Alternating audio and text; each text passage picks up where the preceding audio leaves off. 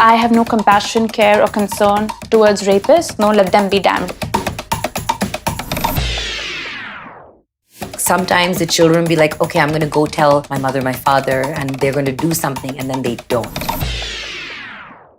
They want to hear फांसी पे चढ़ाओ, फांसी पे चढ़ाओ, फांसी पे चढ़ाओ. I don't need you to say anything anymore. I need you to act.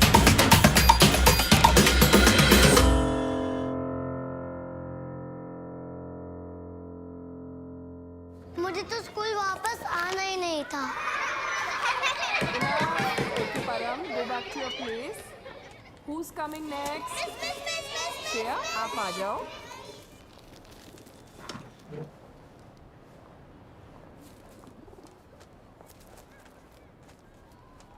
ये वेकेशन मैं अपने दादू दादी के घर गई थी. दादू ने मुझे हौसी हौसी खेलना सिखाया. पहले अपनी गोदी में बिठाया और फिर ऐसे ऐसे झूला. फिर उन्होंने उनका हाथ मेरे पैरों के बीच में डाल के धीरे से कहा, अब हौसी पास भागेगा, बहुत मजा आएगा. आज भी मैं स्कूल के बाद दादू के साथ housie housie खेलूंगी.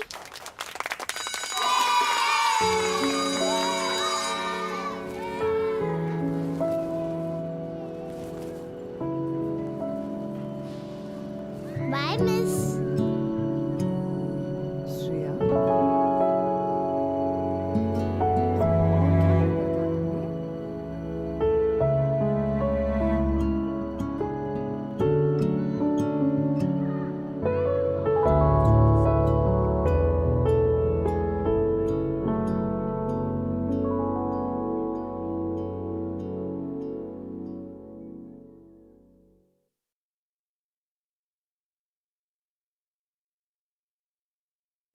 If you follow MissMalini, you'll have noticed that we recently started our campaign for social awareness called It Ends With Me, where we introspected on what we can do to drive real social change.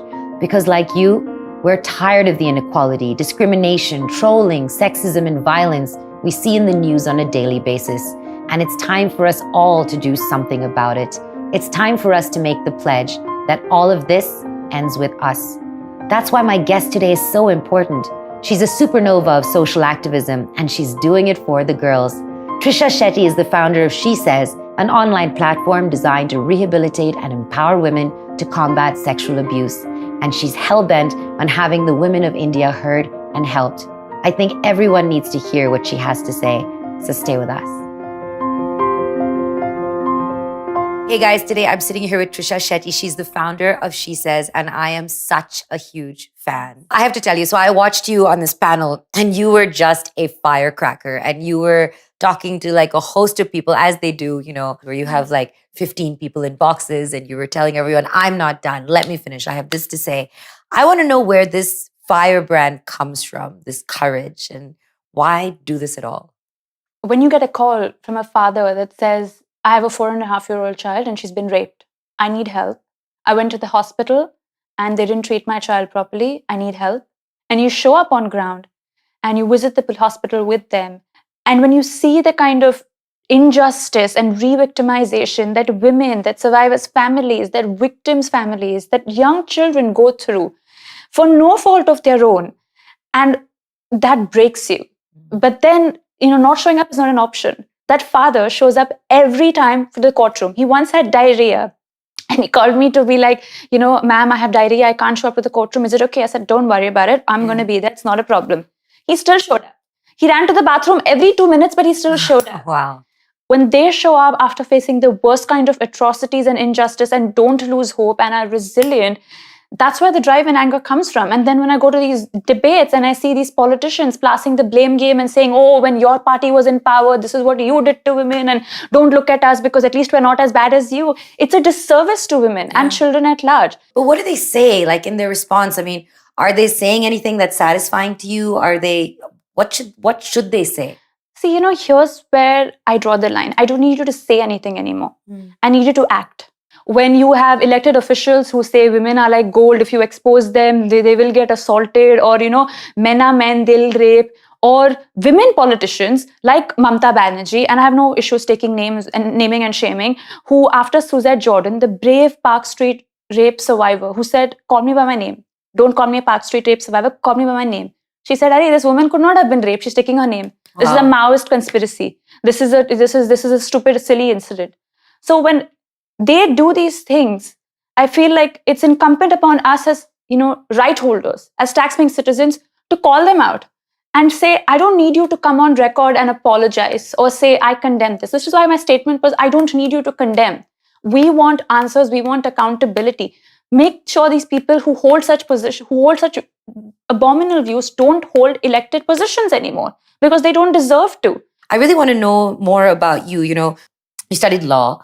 What made you choose to take this, social activist route? You didn't have to do that, right? Was there something that flipped the switch for you in a sense? I mean, I don't know any other identity. I am a social activist, for me, there's no off switch when it comes to my work. This is, like if I'm out in a public space and I see a girl in a, vulnerable situation, I'll instantly jump in. Like I am that person who, in a bar, if a girl is intoxicated, I'm making sure, I'm like, oh, do you have someone? I'm taking you. Yeah. And very often they look at me being like, do you work here? I'll be like, no, like I'm not getting paid for this. You're puking on me. I'm not getting paid for this. When I see injustice, I've been raised by a feminist mother without knowing she's a feminist. Like she always said, don't minimize yourselves, don't apologize for your presence, and if you see if you're being wronged, speak up. It may be aggressive, but my philosophy is, if food, clothing, shelter is a guarantee for you and you are not living in a war-torn area where your safety is not accounted for, then speak up for some issue. So I get you always wanted to do this and you feel strongly. Is it much harder than you anticipated it would be? Most definitely. I remember the first time I spoke about marital rape on Arnab's show. Actually, that's the first time I was on proper national debate. And I made a statement that said, marriage is not a license for sex. Right? And they tweeted that out from the Times Now handle.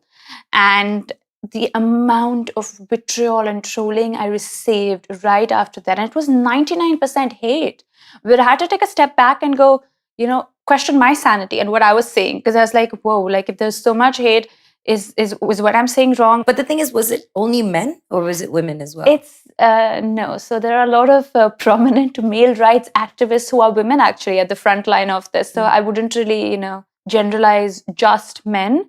And I'm not really a restrained, apologetic person. I'm not. And I have opinions and I back my opinions with statistics and data. And if I feel like what you're saying is discriminatory, I will call you out. So I told everyone on the Girl Tribe that I'm going to be talking to you, and everyone had a ton of questions, but I had to select just a few. And this one actually is my mother. And then she said that recently I heard a lawyer speak when asked about what the punishment for rapists should be. And the lawyer said, well, we should educate them. We should rehabilitate them. And she feels that unless a harsh punishment is given, like the death penalty, then they're not going to stop. And you can educate boys who are in the nursery or before they're preteens. And when they're grown-up men, they're doing it on purpose. So they must have capital punishment. What do you think? So I think there are two questions here: treatment towards rapists and how do you address crimes against women, right? Or children. So I have no compassion, care, or concern towards rapists. I am not a behavioral doctor, XYZ. So I direct very little energy towards how can we stop potential rapists and this and that, and what can we do to rehabilitate rapists? No, let them be damned. Coming to the death penalty ordinance that was passed. Now, it's unfortunate that people don't realize what they're asking for. I believe that the government and the ordinance that they've passed has been very reactionary. They've almost tried to pacify the people's anger, and not done what they needed to do to ensure women and children will be safe, but passed around like one lollipop of a death penalty saying, oh, we'll do this for you. And people have been saying, but what about the rights of children over the age of 12? Shouldn't their rapists be given death sentence as well? Now, my point is, let's look at data and statistics, like National Crime Records Bureau data. It actually has a section that lists down the relationship of the rapist to the child, right? So in 99 to 100% of the cases in states, the child knows the rapist. directly in India. Wow. And they've even listed down the relationship of the rapist to the child with regards to when the rapist was a brother, grandfather, dad, of relation to Yeah. the child, or Yeah. close family relation. Simple question to the people. Firstly, the people just don't report child sexual At all, abuse. yeah. Very few people do. But do you think they're likely to report if they believe that the rapist, who's a close family member or closely known to the child, will be given death sentence? What will they do instead? They will harm the child, right? Cover it up, yeah. To cover it up. Second thing is, it's empirical data and evidence. Death sentence has not served as a deterrent ever. Ever. It's the assurity of justice. It's the assurity that law will strike down upon you that serves as a deterrent. After the Nirbhaya case, where her rapists were given the death sentence, crimes against women has not gone down. It's gone up by 83%. Crimes against children has gone up by 80% in the last 2 years. And even the Nirbhaya rapists, they're still alive. Because unfortunately, there's protocol in place where you can't just, say, I award you the death sentence, and the next day he goes down to the guillotine and his head is chopped off. That's not the way it works. And thirdly, the government is abdicating its duty. We have a less than 30% conviction rate. The sentences are not heard on time, even though the Section 35 of the POCSO Act says that cases of child sexual abuse must be tried within 1 year. In practice, it's not, because how will a case be tried, Malini, if it takes close to a year for forensic labs to produce the medical evidence to court? Charge sheet is not filed on time. So how will a case be tried on time? And it's the level of, the criminals are emboldened because they're not scared of the law. And these kind of conversations are not what sells to audience at large. Course. They want to hear फांसी पे चढ़ाओ, फांसी पे चढ़ाओ, फांसी पे चढ़ाओ. But फांसी पे चढ़ा के children are not going to be any safer. फांसी तो फांसी पे चढ़ते ही नहीं है. कितनों को फांसी पे चढ़ाओगे? How many people will you hang? Right? Every household, children are being abused. Have honest conversations with people in your own household. Malini, my team and I, we go and talk to children in schools. We take gender sensitization seminars. The most affluent of schools and colleges. The amount of students we have after every session who come forward and say, we've been sexually abused. Every second child in our country has been sexually abused, out of which 51.4% of them are young boys. That's the real statistic and data, right? And again, children in middle class, upper middle class, affluent families are being sexually abused. Over 97%, I told you this data, is by someone known to the child. Yeah. So it's one creepy uncle, it's your math tutor, it's your friend's father who's picking you up from school and touching you whilst his daughter is right next to him and putting his hand up your school uniform. It's your math tutor when giving tuitions is groping you. It's your, it's your bus conductor, or it could be someone, it could be your own, father, brother.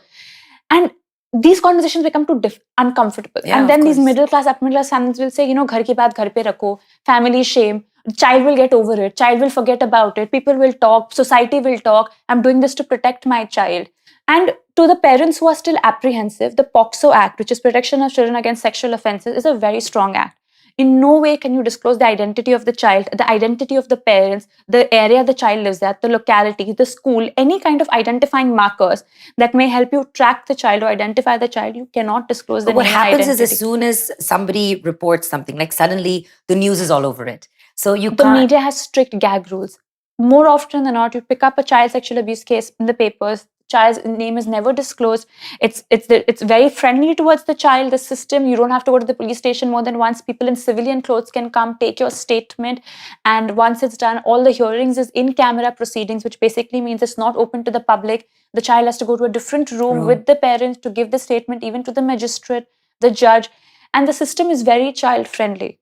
But the point is, even if they're hesitating towards reporting, Malini, they don't even send their children for counseling. Therapy, yeah. For therapy, they think my child will get over it. Send the child for therapy. That is a non-negotiable. This is the bigger problem. It's like sometimes the children be like, okay, I'm going to go tell my mother, my father, and they're going to do something, and then they don't. And that's probably even more shattering.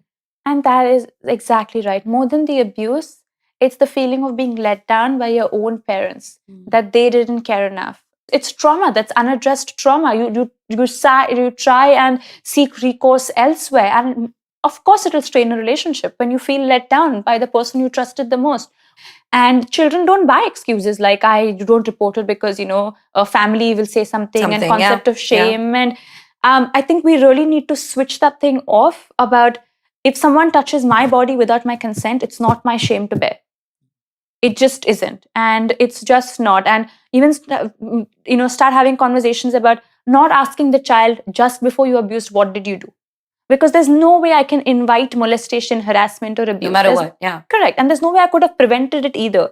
There are definitely things that people can do to help their children at this stage. There's a video you showed me called Komal. Can you tell us a little bit about that? I thought it was fascinating. So Komal is a beautiful, almost like a toolkit. I look at it as a toolkit. And it talks about a young girl who, another cute, creepy uncle, who is touching her and sexually abusing her. And really makes her realize that if someone is touching you in 4 certain areas of your body, how can you speak about it to your family members? For parents, it's uncomfortable for them to have that talk with their children about, safe touch and unsafe touch, and if someone touches you, what you can do.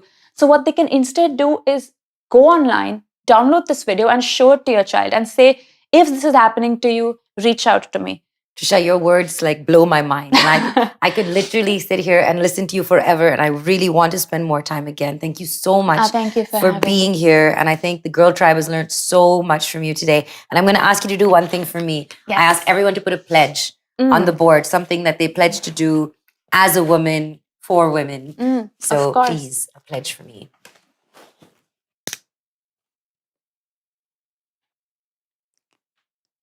All right, what's your pledge? So my Girl Tribe pledge is to unapologetically speak up and demand for better for the women and children of our country. I love it. Please add it to my Girl Tribe Wall of Fame. Done.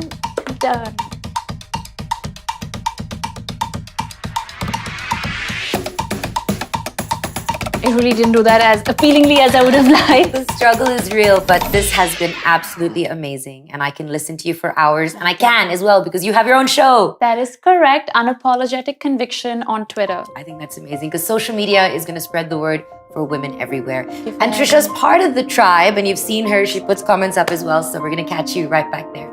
Thanks for watching.